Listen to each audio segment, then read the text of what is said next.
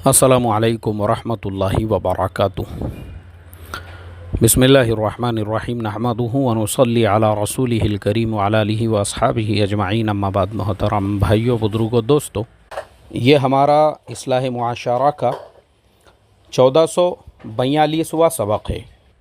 आज पूरी दुनिया में लोग मदर्स डे सेलिब्रेट कर रहे हैं। तो मैं ये देख रहा हूँ कि सोशल मीडिया के ऊपर बहुत सारे लोग जो है हैप्पी मदर्स डे का मैसेज चला रहे हैं। मेरे आज ऐसे लोगों से कुछ सवालात हैं। सबसे पहला सवाल कि क्या आपकी माँ आपके साथ में रहती है? अगर आपकी वालिदा, आपकी माँ आपके साथ में रहती है तो आपको इस चीज़ का हक़ हासिल है कि आप हैप्पी मदर्स डे का स्टेटस रखें, हैप्पी मदर्स डे के मैसेजेस चलाएं। अगर आपकी वालिदा आपके साथ में नहीं रहती है और आपकी वालिदा इस बुढ़ापे के अंदर भी अकेली है और आप अपने बीवी बच्चों के साथ ऐश कर रहे हो, आपके बीवी बच्चों के साथ संडे को आप जो है कभी लोनावाला, कभी महाबलेश्वर जाते हो, आप अपने बीवी बच्चों के साथ में कभी इस मॉल में, कभी उस मॉल में, आप अपने बीवी बच्चों के साथ कभी इस रेस्टोरेंट में, कभी उस रेस्टोरेंट में लंच और डिनर करते हो, आप अपने वीकेंड को बहुत अच्छे तरीक़े से जो गुजारते हो, और आपकी वालिदा वो आपसे अलग रहती है और आप उसको इसलिए अपने साथ में नहीं रखते हो क्योंकि आपकी बीवी हमेशा उससे झगड़ते रहती है और आपको इस चीज़ का डर है कि अगर मैं माँ को रखूँगा तो बीवी मुझे छोड़ के चले जाएंगी। तो मैं ये समझता हूँ आप एक कमज़ोर इंसान हैं जिसको अभी तक यही पता नहीं है कि बीवी और वालिदा दोनों के हुकूक़ आपके ऊपर शरीयत ने अलग अलग रखे हैं। आपके ऊपर फ़र्ज़ है अपने बीवी के भी हक़ को अदा करना और आपके ऊपर फ़र्ज़ है अपनी वालिदा के भी हक़ को अदा करना। माँ के भी हुकूक़ अदा करो, बीवी के भी हुकूक़ अदा करो, दोनों के हुकूक़ अदा करो। इंशाअल्लाह दोनों में कभी भी लड़ाई झगड़ा नहीं होगा। हमारे घरों में मियाँ बीवी में लड़ाई झगड़े क्यों होते हैं और सास बहू में लड़ाई झगड़े क्यों होते हैं? जब हम लोग जो है ना हुकूक़ अदा नहीं करते, दोनों के साथ में हम हक़ तलफ़ी करते हैं। या तो हमारा झुकाव पूरा बीवी की तरफ हो जाता है तो माँ को ऐसा लगता है कि देखो मेरा बेटा जो है वो बीवी का ग़ुलाम बन गया है, या फिर वालिदा के हुकूक़ अदा कर रहा है तो बीवी को ऐसा लगता है कि देखो माँ का ग़ुलाम है और बीवी के हुकूक़ नहीं अदा कर रहा है। तो ऐसा नहीं होना चाहिए। माँ का हक़ है, माँ का भी हक़ अदा करो, बीवी का हक़ है, बीवी का भी हक़ अदा करो। और अब दोनों से मैं कहूँगा, माँ से भी और बीवी से भी, अगर शोहर अपने बीवी से मोहब्बत करता है और उसके हुकूक़ अदा कर रहा है तो माँ को इसमें नाराज़ नहीं होना चाहिए। माँ को भी इस बात का राइट नहीं है कि वो अपने बेटे को अपने बीवी के साथ हुस्न सुलूक करने से रोके, क्योंकि देखो ये भी हमारी एक इंडियन मेंटालिटी है। हमारी इंडियन मेंटालिटी में क्या है, हमारी इंडियन मेंटालिटी के अंदर सबसे बड़ा प्रॉब्लम ये होता है कि अगर बेटा बीवी से खूब मोहब्बत कर रहा है, उसको गिफ्ट दे रहा है, उसको तोहफ़ा दे रहा है, तो माँ को हसद और जलन शुरू हो जाता है।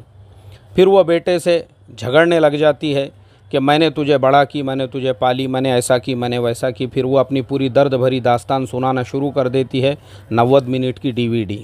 तो हमेशा अपनी 90 मिनट की डीवीडी भी शुरू नहीं करने का, बल्कि ये सोचने का कि भाई बेटे ने आपके हक़ को तो नहीं मारा, यानी आपका हक़ अगर अदा कर रहा है, आपकी हर चीज़ पूरी कर रहा है, आपको दवाई ला कर दे रहा है, आपको ख़र्चे को पैसे दे रहा है, जब आपके सारे हुकूक़ अदा करके वो अपने बीवी के साथ हुस्न सलूक कर रहा है तो आपको नाराज़ होने की ज़रूरत ही नहीं है। ऐसे ही अगर माँ के साथ में हुस्न सलूक कर रहा है बीवी के सारे हक़ अदा करते हुए, माशाअल्लाह बीवी के सारे सामान ला कर दे रहा है, घर का पूरा ख़र्चा चला रहा है, अब उसके बाद अगर वो अपने माँ के साथ या अपनी बहनों के साथ हुस्न सलूक कर रहा है, बीवी को इसमें नाराज़ी होने की ज़रूरत ही नहीं है। वो उसकी माँ है। अगर उसने अपनी माँ को दवा खाने के लिए 1000 रुपये दे दिया, भाई तेरे को नाराज़ होने की ज़रूरत क्या है?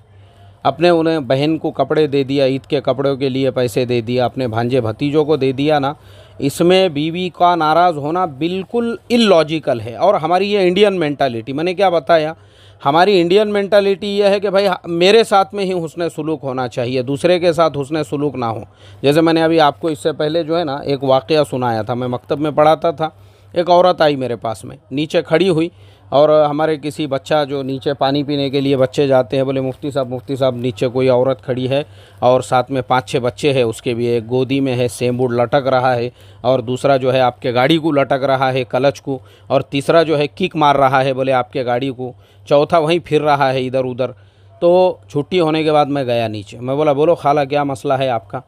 बोले नहीं, वो मैंने सुनी कि आप जो है नींबू हरी मिर्ची भी बेचते हैं साथ में, और तावीज़ा भी देते हैं और पानी भी फूँक के देते हैं, तो मैं आई थी बोले आपके पास कि एक आधा नींबू हरी मिर्ची पढ़ के दे दो या फिर शक्कर पे पढ़ के दे दो, ताकि मैं हमारे भवनी को खिला सकूं।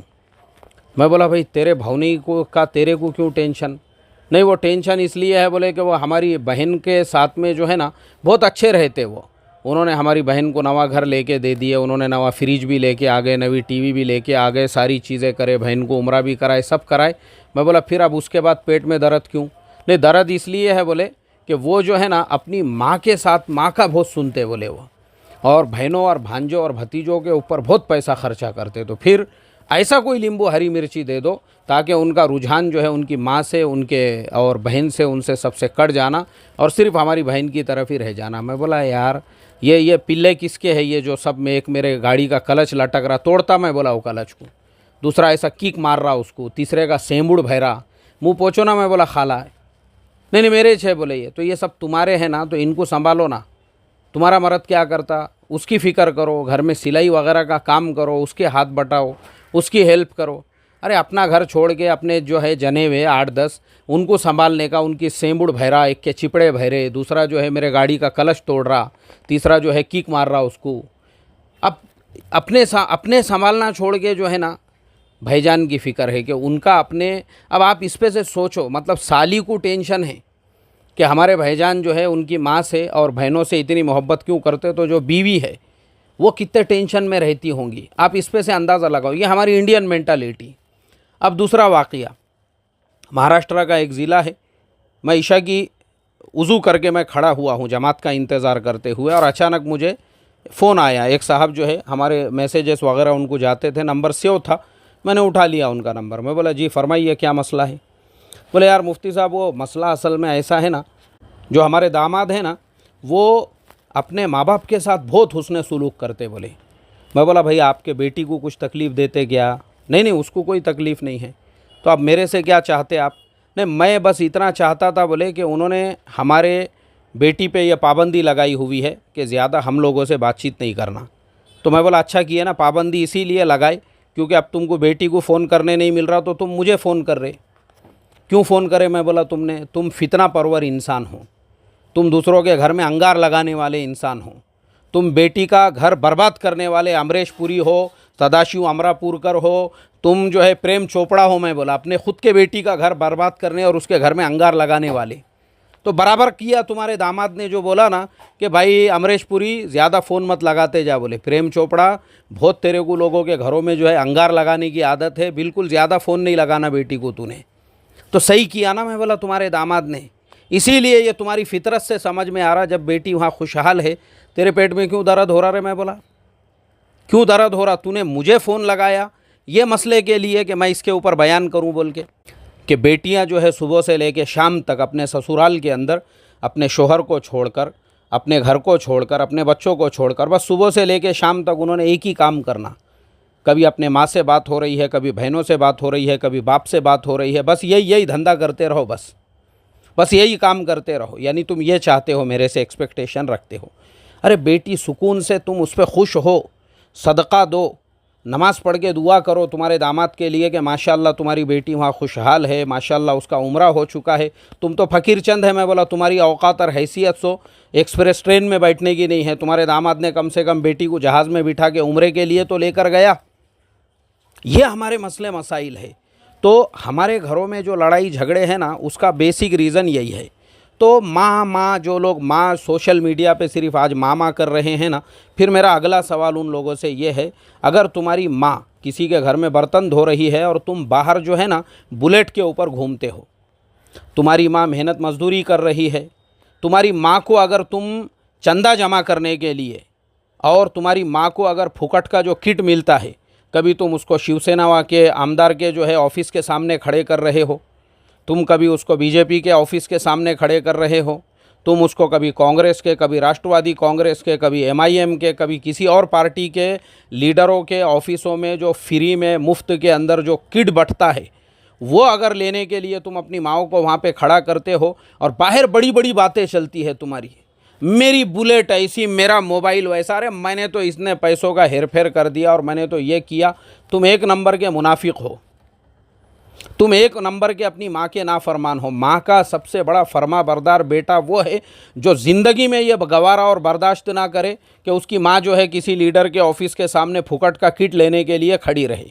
वो अपनी किडनियाँ बेच दे किडनियाँ माँ को बाज़ार में खड़े करने की बजाय कि मैं मेरी किडनियाँ बेच दूंगा, लेकिन मेरी माँ को जो है इस तरीके से जलील नहीं करूँगा, उसको भिखारन नहीं बनाऊँगा, मैं उसको भीख मांगने नहीं लगाऊंगा, कभी शिवसेना के ऑफिस के सामने और कभी बीजेपी के ऑफिस के सामने और कभी कांग्रेस और कभी राष्ट्रवादी कांग्रेस के ऑफिस के सामने। तो ये खाली माँ मत करो सोशल मीडिया के ऊपर, बल्कि माँ के हक़ को जानो। अल्लाह के नबी सल्लल्लाहु अलैहि वसल्लम के ने जो माँ के फ़ज़ाइल बयान किए कि माँ के कदमों के नीचे जन्नत है, और किसी ने पूछा सबसे बड़ा हक़ किसका है, बोले माँ का है, माँ का है, माँ का है। ये माँ के हुकूक़ बयान किए, बेशुमार कुरान करीम में और अहादीस में आपको माँ के हुकूक़ मिलेंगे। अब हमारी ज़िम्मेदारी ये बनती है भाई हम अपनी वालिदा के साथ में क्या हुस्न सलूक कर सकते हैं। तो माँ का सबसे बड़ा हक़ ये है कि आप अपनी माँ को जो है ना उसको बुढ़ापे में आराम पहुँचाओ, सुकून पहुँचाओ, इत्मीनान पहुँचाओ।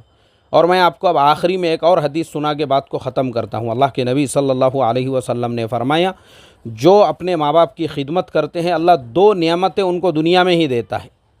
सबसे पहली नेमत अल्लाह उनके उम्र में बरकत देता है, दूसरी नेमत अल्लाह उनके ज़िंदगी में रोज़ी में बरकत देता है। दो चीज़ें आपको आज जो रोज़ी के लिए हम लोग परेशान हैं, वो रोज़ी आपको मिलेंगी, माँ की खिदमत करो। उसकी खिदमत में आपकी रोज़ी छुपी हुई है और ज़िंदगी की बरकत उसमें छुपी हुई है। और ये मैंने मेरी आंखों से देखा। मैं जमात में चल रहा था, पैदल जमात थी मेरी चिल्ले की, तो जुमे का दिन था और मैं जो एक गांव में जुमा में मैं बात कर रहा था, तो मैंने देखा एक बुज़ुर्ग आदमी, कम से कम उनकी उम्र होंगी 150 साल। उन बुज़ुर्ग को दो चार नौजवानों ने मिल के लेकर आए और वो सो गए मस्जिद की चटाई के ऊपर एक कोने में। जब खुतबा शुरू हुआ तब उठ के बैठे, नमाज उन्होंने बैठकर अदा की। तो नमाज के बाद में उस मस्जिद के जो ज़िम्मेदार थे, मैंने उनसे पूछा, मैं बोला यार ये माशाल्लाह बुज़ुर्ग को देखकर मुझे बड़ी खुशी हुई, इतने बूढ़े आदमी और माशाल्लाह जो है नमाज के लिए। बोले मुफ्ती साहब मेरे दादा है वो, और जो बताने वाले थे उनकी उम्र होंगी कम से कम 60-65 साल। मैं बोला तुम्हारे दादा है? बोले हाँ मेरे दादा है। अल्लाह ने उनकी उम्र में जो बरकत दिया ना, बोले सिर्फ इस वजह से कि उन्होंने अपनी वालिदा को अपनी पीठ पे बिठाकर हज के जो अहकाम होते हैं उन्होंने पूरा हज कराया।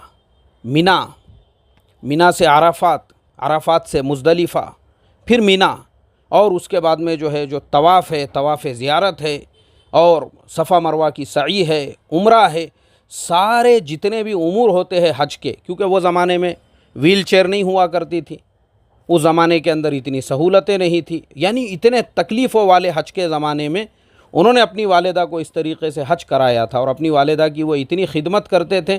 आज उसका सिला अल्लाह ताला ने उनको ये दिया कि उनके नवासे पोतरे उनकी खिदमत कर रहे हैं। बोले मैं अल्लाह से हमेशा ये दुआ करता था कि अय अल्लाह, मेरे दादा को सीढ़ी के ऊपर नहीं चढ़ सकते हैं तो मुझे कम से कम इतना माल वाला बना दे ताकि मैं मेरे दादा को जो है ना ज़मीन लेवल का घर ले सकूं। चलिए बोले मैं अब आपको मेरा घर बताऊंगा।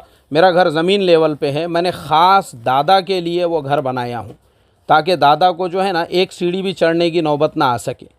और मैं दुआ करता था, बोले मैं जानवर चराता था एक ज़माने में, एक गाँव से वो गाँव जानवर लेके जाता था, तो मैं दुआ करता था कि मैं तो बहुत गरीब आदमी हूँ, मुझे अल्लाह इतना माल दे दे कि मेरे दादा को मैं जो है मस्जिद तक गाड़ी में ले जा सकूँ, ला सकूँ। बोले अल्लाह ताला ने आज मुझे स्कॉर्पियो गाड़ी भी दे दिया, वैसा 2 मंजिले का ज़मीन लेवल का मकान भी दे दिया। वो सिर्फ़ मैंने दादा को मस्जिद से घर और घर से मस्जिद ले जाने लाने के लिए ख़रीदा हूँ। और ये सब उनके खिदमत की बरकत है। जानवर चराने वाले को अल्लाह ने जानवरों का व्यापारी बनाया। आज अल्हम्दुलिल्लाह मेरा कारोबार ऐसा है, मेरी जो है हर हफ्ते में 2-3 गाड़ियाँ बम्बई जाती है। तो मैं आपको ये इसलिए बता रहा हूँ कि जो अल्लाह के नबी ने फरमाया ना, ज़िंदगी में भी बरकत होगी। दादा की उम्र में क्यों बरकत हुई, 150 साल की अल्लाह ने ज़िंदगी क्यों दिया? क्योंकि उन्होंने अपनी वालिदा को पीठ पे बिठा के उनको हज कराया था। और हमारे ज़माने के छपरी, हमारे ज़माने के टपोरी, बहुत कंड इनको, लीडर बनने का कंड, किसी को जो है बुलेट पे घूमने का कंड, किसी को खाली होटलों में बैठ के शाइनिंग मारने का कंड, किसी को मोबाइल पे मोबाइल रख के जो है ना अपनी पोजीशन बताने का कंड। और माँ खड़े भी है, कभी शिवसेना के ऑफिस के सामने, कभी बीजेपी के ऑफिस के सामने, कभी राष्ट्रवादी के ऑफिस के सामने, कभी एमआईएम के ऑफिस के सामने चंदे की जो थैलियाँ मिलती है वो जमा करने के लिए। और बेटा फुगीरी, बड़ापन, शाइनिंग, अल्लाह हिफाजत फरमाए और हमको माँ की खिदमत करने वाला बनाए। खाली सोशल मीडिया पे माँ के नाम पर मैसेजेस वायरल करना ये माँ का हक़ नहीं है। माँ को अपने साथ रखना, माँ की खिदमत करना, माँ को कभी भी भीख मांगने के लिए नहीं लगाना, माँ को कभी भी बाज़ार में खड़ा नहीं करना, ये माँ का हक़ है और अल्लाह हमको ऐसा हक़ अदा करने वाला बनाए। सलाम अलैकुम व रहमतुल्लाहि व बरकातुहू।